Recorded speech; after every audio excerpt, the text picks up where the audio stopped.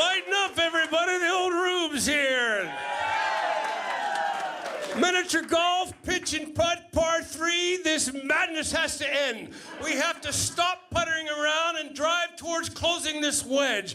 It's not a trap, and it's not rough. It's easy, and it's the fairway. You cannot petition a ball that's landed in the water. The fish don't have to die. Anyone can wear a green jacket. I'm talking about love, love, love. Come on, people, now. Smile on your putter. Everybody get together. Learn to live in a clown's nose right now.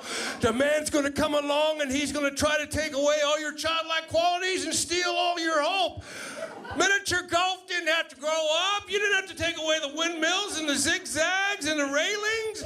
You didn't have to make it tedious and boring. It used to be fun. You moved the headstones, but you never moved the bodies, did ya? There used to be a clothesline with a blanket over it, and you'd stand there with your little fishing pole, and then you'd take your string line and you'd drop it over, and Grandma would tape a fish to the end of it. That used to be sports fishing, but you made that grow up too. Now it's suffocate that bastard with an inch of his life, throw it back in, and Grandma's spinning in her grave.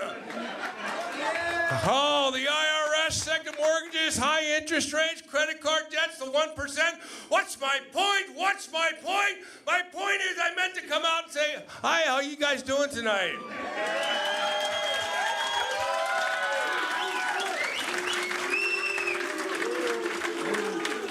Hey, they think I'm getting booed. Hey, did you ever see a carpenter get really angry and have a hissy fit? No. It's called the hammer throw. What is this guy? I feel sorry for this guy. What does he do when the Olympics just passed him by? Oh, look at me. I can throw the hammer further than anybody, but I'm living in poverty. There's no hammer capades. There's no pro hammer tour. There's no hammer throw on ice. This guy's fucked. But you know what? 2 days out of every 4 years, he's the king of the world. What does he care? There's guys on TV playing cards, and he's on food stamps. He doesn't care. And that's not even what I wanted to talk about, because the crime rate in the synchronized swimming community is skyrocketing. What are they going to do after the Olympics? You know, maybe get a gig at Dolphin World, or maybe get a gig in a fountain in front of a Vegas hotel, living half their life below sea level. It's just terrible. Let me tell you something. I saw a woman on the street, and she had on a swimsuit, a squim cap, and a nose plug, and an open guitar case. She was on her back with her legs in the air, and she was furiously kicking them in a rhythmic fashion, but just furiously kicking away, boy. Oh, it made me sad. I gave her $1.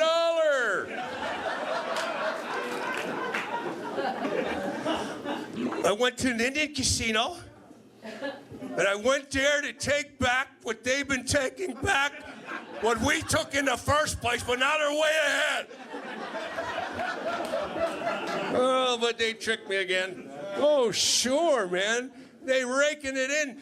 And I don't even know why I go, because they're just like the Vegas casinos, you know? I expect these casinos to be a little more tribal, you know?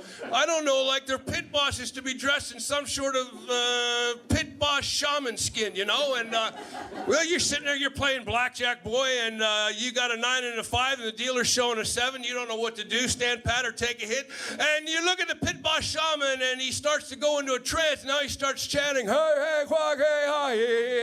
And then he hands you a petrified wooden ladle made by the ancient ones, and you drink from the boiling mushroom concoction.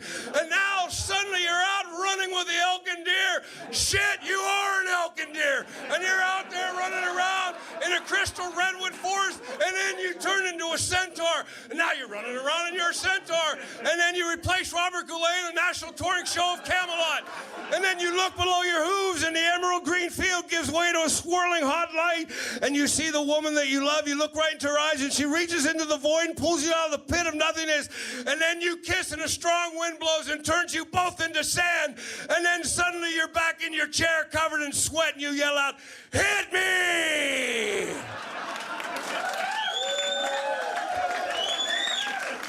You get a 7, that's 21. Dealer flips a 9, that's 16. He pulls a 10, 26, busted. And as the chill's still tingling up your spine, the pit boss shaman leans in and says 2 words: breakfast comped.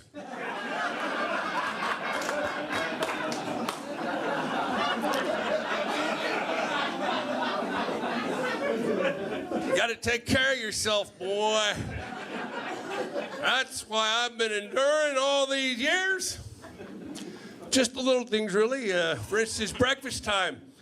I don't butter my cheesecake anymore. And I went and got a NutriBullet. These things are small. Very lovely item. I keep mine in my pants. So I've got mine in my pants so I can come over to your house and go into your kitchen and sit on your counter because it's small enough to use every day. Are you going to want to enjoy that? Of course you are. Now, how's that for convenience? Now, what if we took Einstein's theory of relativity, made that small enough to fit on your countertop? Do you think you'd want to use that every day? I think you would. You've got Eagles MC square and you've got a strange man with a NutriBullet in his pants. You're out there, you're traveling the speed of light. You're going back and forth, and every time you come back, all your friends are dead, and you're enjoying delicious smoothies out of a strange man's pants. Now, how much would you pay for all that?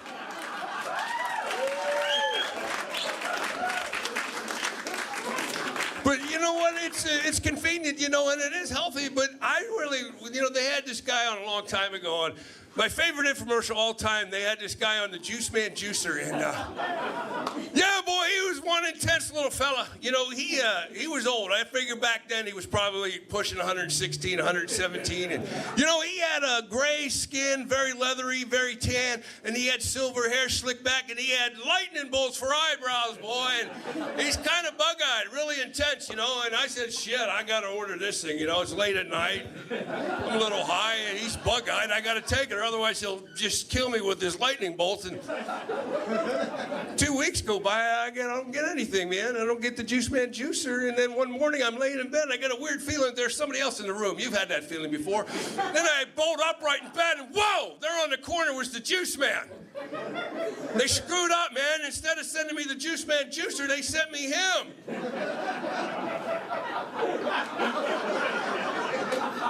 Get up, Rube. I got a good one. Oh, first of all, thanks for buying the product. Anyhow, this is a great way to start your day. We got apple, carrot, parsley, and a circus peanut. Because you can't just eat the fleshy center of that orange treat. You got to eat the peanut skin, boy, because that's where all the phytonutrients are that feed the trillions of living cells. Look at me. I'm in the same shape I was when I blew fife in the Revolutionary War.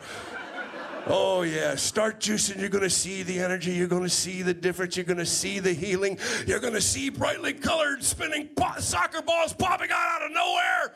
Yes, sir, boy. Hey, here's a good one for street performers. A college degree you'll never use, crushed velvet, parsley, and a puppet, because you can't just eat the fleshy puppet center. You got to juice the puppet skin, boy, because that's where the trillions of nutrients are. Live food, living cells, living people, living food, rock operas, diesel fuel. I am a very disturbed man, and I need help now. This is a good one for you, Rube. I'm not bullshitting you here. This will really get you going. Cherry-flavored dust of the bones of people who have lived before us. A box full of earlobes from the heads of young virgins. Parsley. And a 13-foot python, because you can't just juice, you gotta ride the snake, baby! Woo. Juice Man, you gotta go home.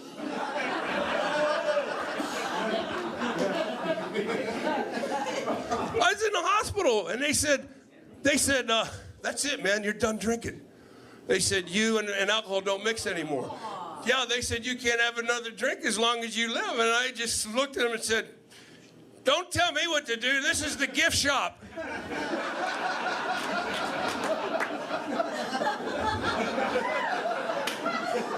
But I went back to the doctor. I did go to see a doctor, and he said, he goes, Bob, your levels are pretty high. And I said, are you kidding me, Doc? I was born a little bit high. What are you trying to tell me? He said, well, your oligarchy levels are off the charts. Your feudal system is weak. I said, give it to me straight, Doc. What is it? Am I pan-seared? Is there something wrong with my brain? What's going on? And I told the doc, I said, look at me, I swear to God, I try to take care of myself, but it's impossible because they're tweaking the wheat. Oh yeah, I gave up eating processed foods, I gave up my cheese whiz, I gave up my bologna, I gave it all up, but it doesn't matter anymore because they're tweaking the wheat. It doesn't matter. It's not your grandparents' wheat anymore, man. There's nothing you can do to be healthy because even when you try, they'll get you because they're tweaking the wheat. It says in the Bible, Ezekiel, eat the Ezekiel bread. Because Ezekiel bread doesn't matter anymore because they're tweaking that wheat. They're tweaking the Bible bread. They're tweaking the Bible bread. I don't know if it really said that in the Bible. I've never read a Bible. I did snort a line off of one once, and you know, sometimes just through the process of osmosis, you just pick things up, you know, and you know, there's nothing you can do, man. They're tweaking the wheat. It's not our grandparents' wheat, so they're tweaking the wheat. You can't get healthy, and now they're tweaking the dogs. That's right, man. They're tweaking the dogs. I'm sitting out in front of a cafe, and I see a dog walk by, and it's got knobs on it. And I'm not using a metaphor for some sort of low-hanging genitals. No, I'm talking about like a fender amp dog, a dog you can turn up. And the lady's walking by with her dog acting like nothing's going on, and I'm like, am I losing my freaking mind? Because I don't get it. I don't get it. I know we live in a country that's the United States of ostriches, and everybody's hiding in the sand, pretending that none of this is going on, but they're tweaking the wheat and they're tweaking the dogs, and I couldn't take it anymore.